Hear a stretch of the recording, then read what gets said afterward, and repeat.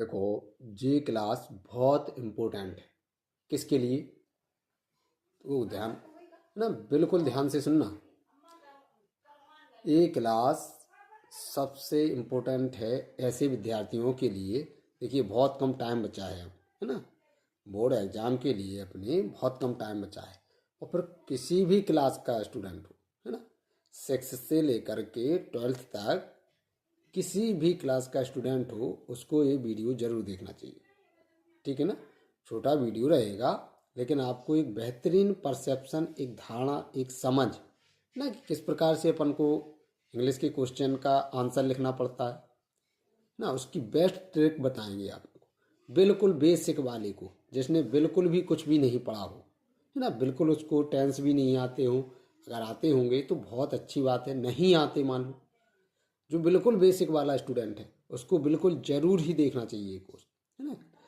विशेषकर, है ना, जो ग्रामीण स्तर से बच्चे हैं, स्टूडेंट हैं, या कहीं के भी हैं, मतलब शहर के भी हैं, कहीं के हैं जिनका लेकिन बेसिक कंप्लीट नहीं है ना। समझ।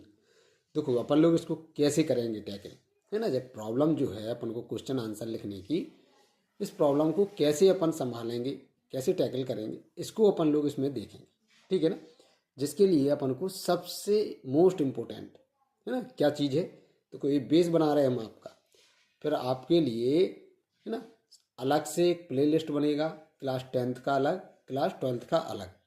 उसमें आपको इम्पोर्टेंट जिनकी 90% करीब, है ना, 90% जिनकी प्रोबेबिलिटी होगी कि आपके एग्ज़ाम में आएंगे, और आप देख लेना एक बार ना। छोटे छोटे वीडियो रहेंगे, आप कुछ टाइम लगा करके देखना ज़रूर।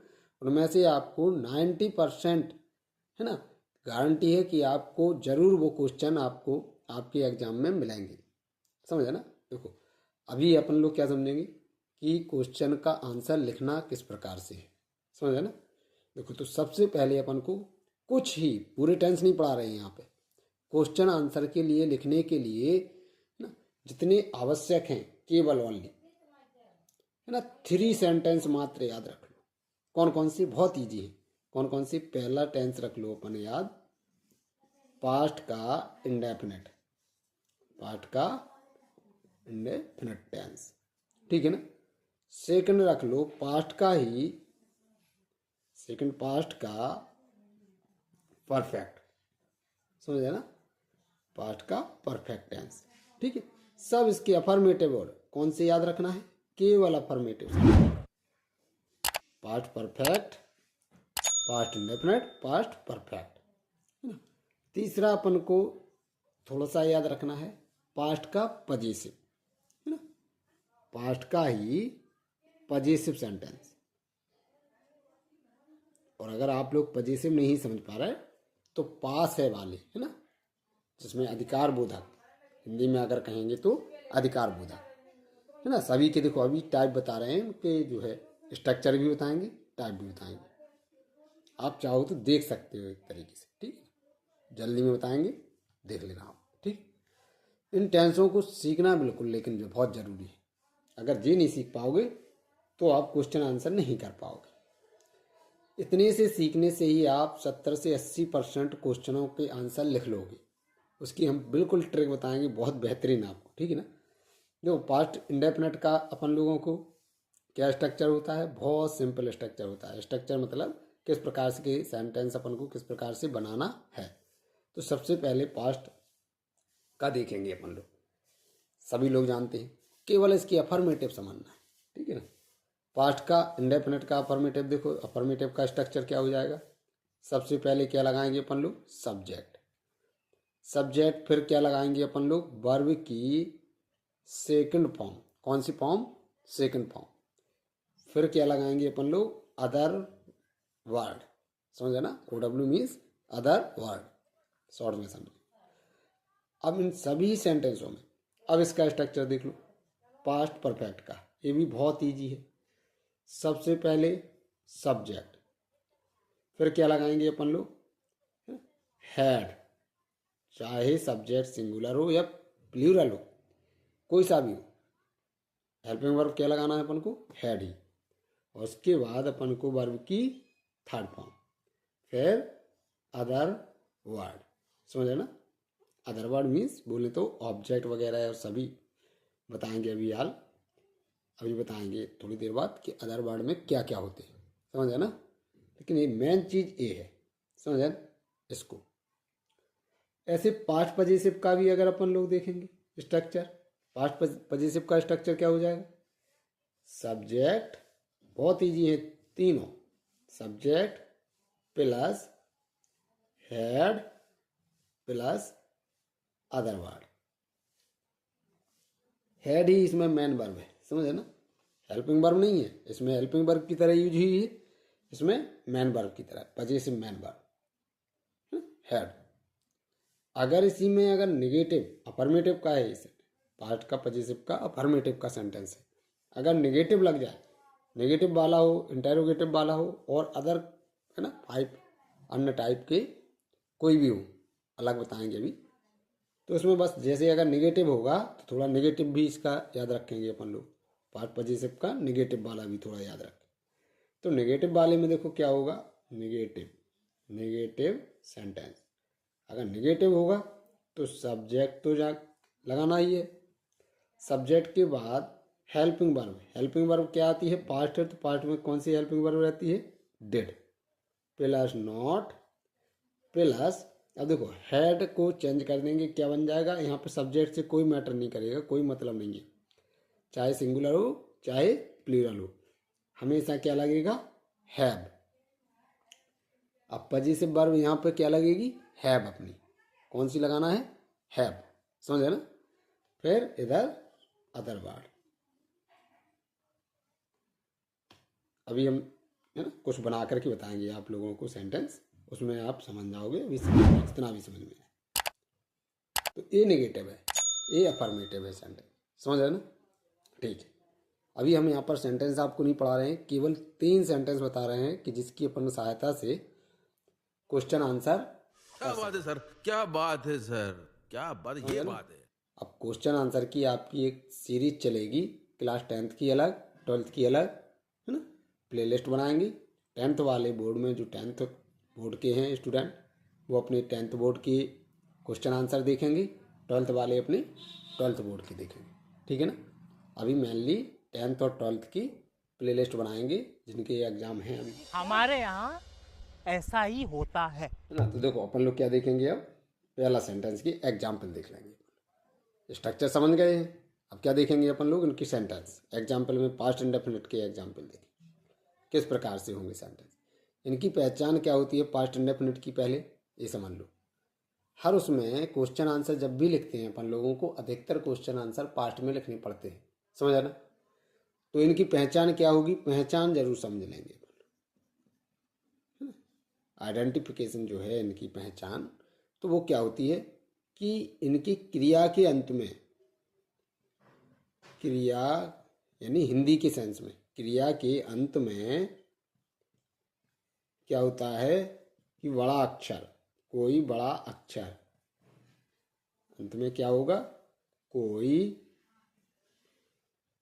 बड़ा अक्षर, जैसे या आ जाए, या है ना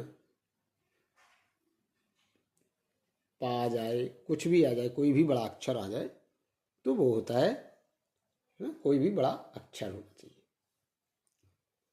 कोई भी बड़ा अक्षर। या ई की मात्रा है, छोटी ई बड़ी ई की मात्रा है, या बड़ी ई स्वयं खुद हो, बड़ी ई है ना, या ए की मात्रा है, या ए खुद स्वयं आ जाए।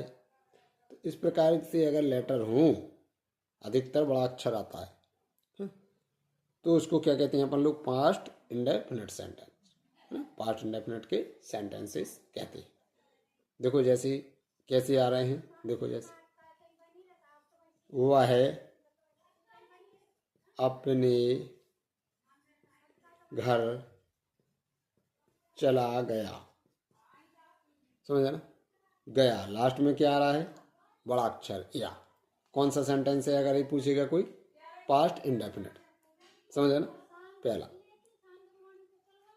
अब इसको अपन लोग दूसरा अगर देखो यहाँ पे, यहाँ पर अपन इंग्लिश बनाएंगे, अभी पहले पहचान देख लो, है ना। अगर दूसरा कहा तो तुमने अपना काम कर लिया। ओके। अगर अगला भी देखें, उसने चाय पी ली। देखो बड़ी ई की आई ना मात्रा, तो ये सभी क्या है, बड़ी ई की मात्रा आई, इसलिए ये भी क्या रहेगा, पास्ट इंडेफिनिट, बड़ा अक्षर पास्ट इंडेफिनिट, है ना। वे चले गए, समझे ना। अगली बार में बता रहे हैं अभी, इनको देखो बनाएंगे अब अपन।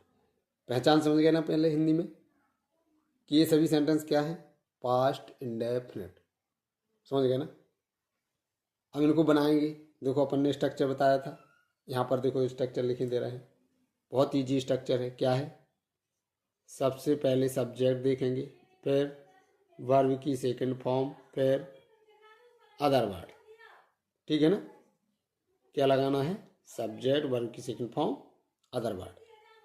अच्छा चलो बनाओ उनको। सब्जेक्ट किया होगा, कौन चला गया, सब्जेक्ट ऐसे फाइंड आउट करते हैं, कैसे खोजते हैं कि क्रिया में लगा दो कौन, समझ ना। टेंस कैटेगरी सब्जेक्ट कौन है, वह है ही, क्या लिखेंगे ही। अब क्या लिखेंगे, वर्ब की सेकंड फॉर्म, क्या हो गया गो, गो की second form went, third form gone, तो इसलिए यहाँ पर क्या लगाना है अपन को, सेकंड फॉर्म ही वेंट। और गो के साथ हमेशा अपन जानते हैं क्या लगता है, टू, इसको याद रखना है। ही वेंट टू अपने घर, ही है इसलिए अपने की मीनिंग लगेगी हेज। ये लिस्ट आप लोगों को बताएंगे हम, इसकी बहुत ज़रूरत पड़ेगी, है ना। जो प्रोनाउन की लिस्ट है इसको हम बताएंगे किस प्रकार से, तो समझ में आ जाएगा कि ही के साथ अपने की मीनिंग हेज लगती है, यू के साथ योर लगती है ना। तुम अपने घर चले गए, इधर देखो जैसे तुमने अपना, तो यू के साथ क्या लगेगी अपना की meaning, your. He went to his, अपने घर, घर का हाउस लिखो चाहे home, he went to his home. Okay. तुमने अपना काम कर लिया, तो तुम की सब्जेक्ट क्या हुआ, तुम, है ना, यानी यू। अब वर्ब की सेकंड फॉर्म काम करना। अब देखो इधर पर अपना काम, इसलिए करने की अलग से लगाएंगे, अपना काम की अलग लगाएंगे, क्योंकि काम यहाँ पर क्या है, नाउन। तो करना किस मायने में होता है, डू मीन्स, और second form dead, third form done, इसलिए सेकंड फॉर्म लगाएंगे अपन लोग डेड, डू डेड।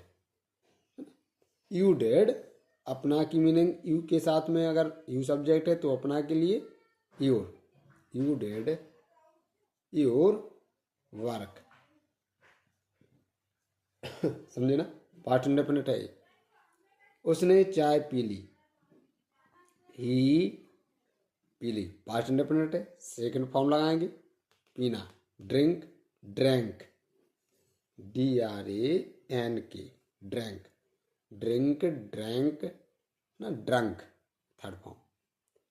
और भी लगा सकते हैं, पीना की कई एक होती हैं, हैव भी होती है, हैव मीन्स भी, तो हैड लगाते हैं यहाँ पर सेकंड फॉर्म।